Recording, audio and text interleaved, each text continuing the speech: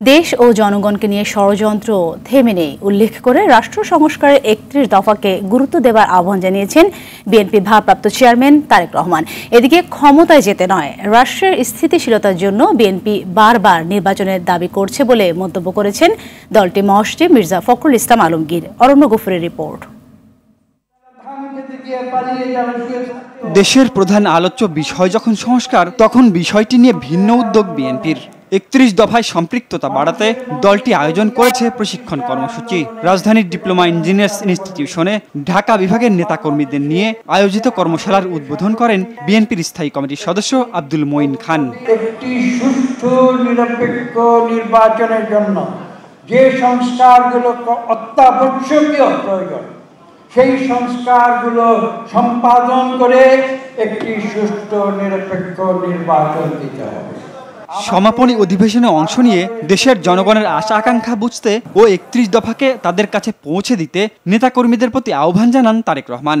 দেশকে সঠিক পথে আনতে সব পর্যায়ে জবাবদিহিতা নিশ্চিত করা জরুরি বলেও উল্লেখ করেন বিএনপির ভারপ্রাপ্ত চেয়ারম্যান। গত স্বৈরাচার ১৫, ১৬, ১৭ বছর ধরে দেশে কোনো জবাবদিহিতা ছিল না বলেই এইভাবে মানুষ গুম খুম হয়েছে, দামি নির্বাচন হয়েছে, প্রশাসনগুলোর কি অবস্থা, বিচার ব্যবস্থার কি অবস্থা দেখেছেন।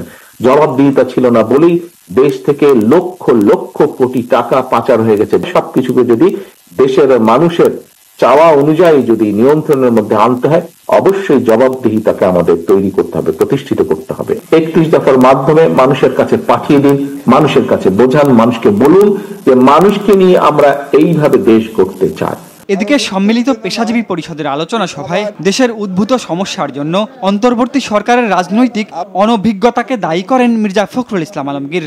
মৌলিক সংস্কার ও নির্বাচন কমিশন ঠিক করে দ্রুত নির্বাচনী রোডম্যাপ ঘোষণার দাবিও জানান বিএনপি মহাসচিব। নির্বাচন দ্রুত করো, কেন বলছি? বিএনপি ক্ষমতা যাওয়ার জন্য আমরা বলছি নির্বাচনটা দ্রুত না হলে এই সমস্যাগুলো বাড়বে, অন্যান্য সমস্যা বাড়বে। এখন আপনার যারা গণতন্ত্রকে ধ্বংস করতে চায়, বাংলাদেশের আপনার যে স্টেবিলিটি নষ্ট করতে চায়, তারা মাথা চারা দিয়ে উঠছে। বর্তমান কঠিন এ সময়ে অনৈক্যের পথে না হাঁটতে সবাইকে সতর্ক করেন বিএনপির নেতারা। আমাদের গণতন্ত্র নিয়ে কেউ ষড়যন্ত্র করতে পারবে না। অরণ্য গফুর, RTV, ঢাকা।